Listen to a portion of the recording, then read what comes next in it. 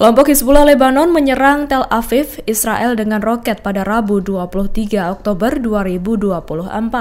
Saat itu bertepatan dengan kunjungan Menteri Luar Negeri Amerika Serikat atau AS, Antony Blinken.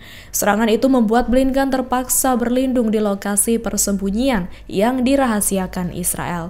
Beberapa pejabat senior Departemen Luar Negeri AS bersama Blinken langsung menuju tempat perlindungan saat sirene peringatan berbunyi. Dilaporkan kunjungan itu dilakukan Blinken sebagai pemberhentian pertama dari tur Timur Tengah bertujuan mengakhiri perang di Gaza. Ia akan membahas penghentian perang di Gaza, pembebasan sandera, dan pengiriman bantuan kemanusiaan. Perjalanan selama sepekan itu juga mencakup pemberhentian di Yordania dan Doha, Qatar. Iran dan Hamas dilaporkan merapat ke Rusia di tengah konfliknya dengan Israel. Presiden Iran Masoud Pezeshkian pada Selasa 22 Oktober bertandang ke Rusia untuk menghadiri KTT BRICS. Selain itu, Pezeshkian juga dijadwalkan mengadakan pertemuan bilateral dengan Tiongkok.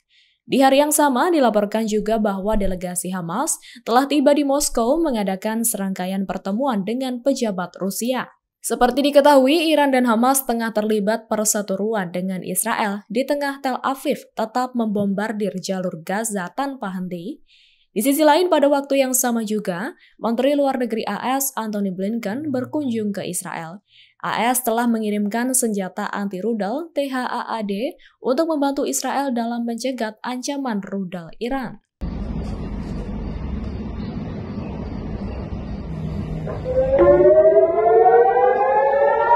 Baru-baru ini beredar video drone Hizbullah menggocek helikopter Apache Israel. Saat itu Israel ternyata gagal mencegat drone kamikaze Hizbullah tersebut. Hingga kemudian drone itu berhasil menghantam kaca jendela rumah Perdana Menteri Israel, Benjamin Netanyahu. Dilansir Turki Today, peristiwa itu terjadi pada Sabtu 19 Oktober lalu. Hizbullah saat itu menggunakan drone Mirsat-1. Terlihat dalam video yang beredar, pesawat nirawak tersebut dengan santai melewati sebuah helikopter Apache AH-64D milik IDF. Drone tersebut diklaim terbang sekitar 70 km dari Lebanon dan langsung berhasil menghantam rumah Netanyahu di Kaisarea. Serpihannya juga dikatakan menghantam gedung di dekat rumah Netanyahu.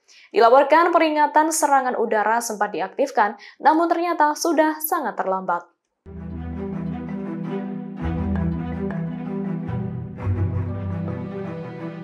Hamas memutuskan akan membentuk dewan atau komite kepemimpinan. Hal itu dipilih daripada harus menunjuk seseorang untuk menggantikan Yahya Sinwar, kepala Biro Politik Hamas terakhir yang baru saja tewas hingga pemilu berikutnya.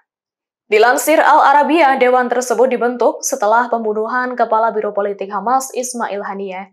Keputusan itu juga telah mendapat restu dari penerusnya Yahya Sinwar pada saat itu. Sinwar saat itu merekomendasikan agar Dewan Kepemimpinan melanjutkan tugasnya untuk mengelola Hamas jika dirinya dibunuh. Disebutkan dewan itu beranggotakan 5 orang, salah satunya diisi oleh Ketua Dewan Syuro Hamas Muhammad Darwish. Mayoritas anggota dewan tersebut berada di Qatar. Mereka memfasilitasi pengambilan keputusan terkait perkembangan situasi sehubungan dengan pertempuran di jalur Gaza.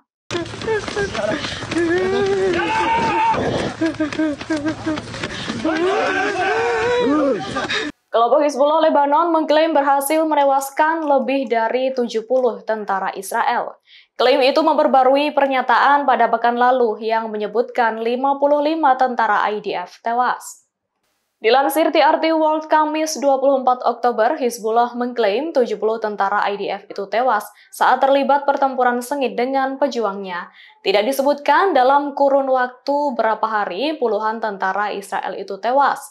Namun diketahui 200 proyektil Hizbullah telah memasuki wilayah Israel sejak Minggu 20 Oktober lalu. Sementara itu, militer Israel mengklaim baru kehilangan setidaknya 20 tentara di Lebanon sejak invasi daratnya dimulai. Kemudian ada sekira 30 tentara lainnya tewas dalam serangan Hizbullah di Israel Utara. Hizbullah mengatakan mereka menggunakan rudal presisi dan jenis pesawat nirawak baru dalam bentrokan melawan Israel. Menurut kelompok milisi pro-Iran itu, mereka mampu memukul mundur pasukan Israel dalam bentrokan di beberapa desa perbatasan di Lebanon Selatan.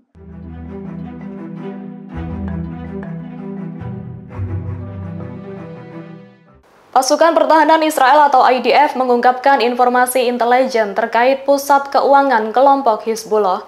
IDF mengklaim ada sebuah bunker tersembunyi di bawah rumah sakit di Beirut Selatan, Lebanon. Harta tersebut IDF klaim berisi ratusan juta dolar dalam bentuk uang tunai dan emas. Pengungkapan informasi tersebut merupakan bagian dari operasi teranyar Israel terhadap Hizbullah yang dimulai pada Minggu malam 20 Oktober 2024. Juru bicara IDF Daniel Hagari menampilkan peta yang menunjukkan lokasi bunker tersebut. Ia mengklaim berada di bawah rumah sakit Al-Sahel di Dahiyeh, pinggiran Beirut Selatan yang menjadi basis utama Hizbullah.